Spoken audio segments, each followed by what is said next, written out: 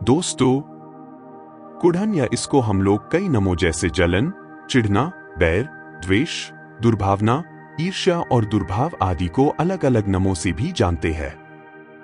दोस्तों, हर इंसान के भीतर जलन मौजूद होती है, लेकिन हम हमेशा उसे ढक कर रखते हैं ताकि कोई हमें बुरा ना समझ ले।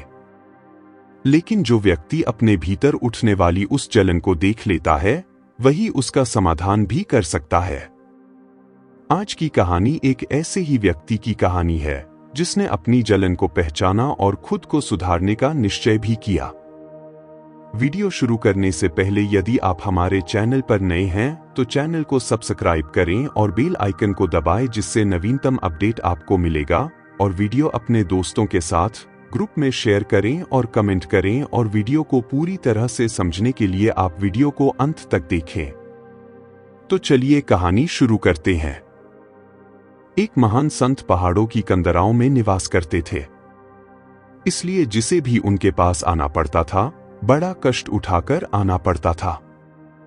एक बार संत तपस्या कर रहे थे, तभी एक व्यक्ति पहाड़ चढ़कर उनके पास आया। वह बहुत खौफ रहा था क्योंकि पहाड़ की ऊंचाई बहुत ज्यादा थी। संत ने आंखें खोली और व्यक्ति को देखकर बोले, लगता है तुम बहुत थक गए हो, यह लो थोड़ा जल पी लो। व्यक्ति ने झट जल को ग्रहण किया और कुछ देर के लिए वहीं पर बैठ गया। जब उसकी थकान उतर गई तब उसने संत को प्रणाम किया। व्यक्ति बोला, बाबा, मैं इतना कष्ट सहकर आपके पास इसीलिए आया हूं ताकि आप मेरी समस्या का निवारण कर सको। संत बोले, सांसारिक मनुष्य की समस्या तो यही होती है, पैसा, परिवार या समाज में प्रतिष्ठा पाना। व्यक्ति बोला, महाराज, मेरे पास धन की कोई कमी नहीं है, मेरा परिवार भी बहुत अच्छा है और समाज में मेरी बहुत प्रतिष्ठा भी है। संत बोले, तो फिर तुम्हें क्या समस्या है? व्यक्ति बोला, बाबा, इतना कुछ पाने के बाद भी मुझे लोगों से बहुत ईर्ष्या होती है और यह जलन दिन रात मुझे ही खाई जाती है। यदि मैं किसी के पास अपने से ज्यादा धन देखता हूं तो मुझे क्रोध आ जाता है। कितना ही खुद को समझता हूं पर समझ नहीं पाता कि क्यों यह जलन भीतर से नहीं जाती। मुझे हमेशा आत्मग्लानि महसूस होती है क्योंकि मेरे आसपास वालों के भीतर तो बिल्कुल भी जलन नहीं है, तो आखिर मेरे भीतर क्यों? संत बोले, तुम्हें परेशान होने की बिल्कुल भी जरूरत नहीं है, यह तो मनुष्य की प्रकृति होती है, काम, क्रोध, मोह, माया, ईर्ष्या। इससे कोई भी मनुष्य बच नहीं सकता। हर सांसारिक मनुष्य के भीतर यह सब मौजूद रहता है। अच्छी बात यह है कि तुम्हें अपनी जलन पूरी तरह से दिख गई है, वरना लोगों को तो अपने भीतर कोई कमी ही नहीं दिखाई देती।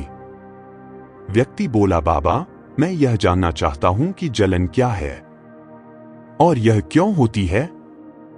संत बोले, जब व्यक्ति दूसरे को खुद से अलग समझता है तब जलन उत्पन्न होती है। अब तुम मुझे बताओ, क्या तुम्हें कभी अपने पुत्र से जलन हो सकती है? व्यक्ति बोला, नहीं बाबा, मेरा पुत्र अभी छोटा सा बालक है, मैं कैसे उस जल सकता हूं? संत बोले, यह तुम्हारा भ्रम है कि तुम उससे इसलिए नहीं जलते कि वह तुम्हारा पुत्र है। असल में बात यह है, तुम उसे खुद से भिन्न नहीं समझते क्योंकि जीवन के प्रति उसके अपने कोई भी विचार नहीं है। लेकिन जैसे ही उसकी आयु बढ़ेगी और तुम्हारा पुत्र जीवन के प्रति अपना एक नजरिया तुम्हारे सामने रखेगा जो कि तुम्हारी बातों से बिल्कुल नहीं मिलता होगा, तो उस दिन तुम्हें अपने पुत्र से भी जलन होने लगेगी। व्यक्ति बोला, बाबा, आप ही मुझे बताइए, मैं क्या करूं? क्या मनुष्य अपनी प्रकृति से लड़ सकता है? संत बोले, नहीं, कोई भी मनुष्य अपनी प्रकृति से लड़ नहीं सकता, लेकिन उसे समझ जरूर जाता है। जो समझ जाता है वह प्रकृति से लड़ना छोड़ देता है।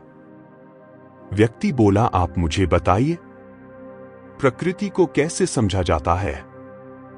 संत बोले, तुम्हें यह समझन होगा कि कोई चाहे कितना भी धनवान हो या प्रतिष्ठित हो, लेकिन उसके बावजूद भी हमारी जड़ें एक है।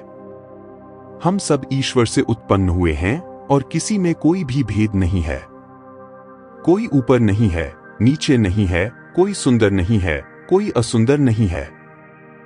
जैसे ईश्वर एक है वैसे ही सभी मनुष्य के अंदर सभी गुण भी एक है। तुम्हें बस अपने भीतर उठने वाली जलन को साक्षी होकर देखना होगा ऐसे कि किसी और को देख रहे हो। जब हम उसका होना देख लेंगे तब वह भीतर से धीरे धीरे गायब होने लगेगी।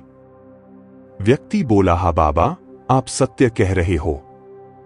मेरे जलने का कारण यही है कि मैं लोगों को खुद से अलग समझता हूं। लेकिन आपके ज्ञान के द्वारा अब मैं समझ रहा हूं कि किसी से जलना व्यर्थ ही है। ऐसा करके मैं दिन रात खुद को ही कष्ट दे रहा हूं। मैं खुद को अब साक्षी भाव से देखूंगा। मेरा इतना दूर आना सफल रहा।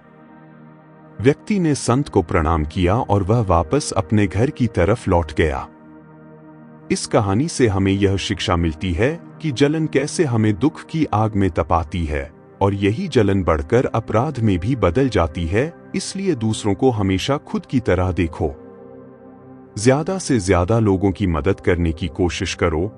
ऐसा करने से आपकी जलन की प्रवृत्ति धीरे धीरे कम हो जाएंगी। उम्मीद करते हैं आपको हमारी मोटिवेशनल स्टोरी पसंद आई होगी। धन्यवाद। आपका दिन शुभ हो।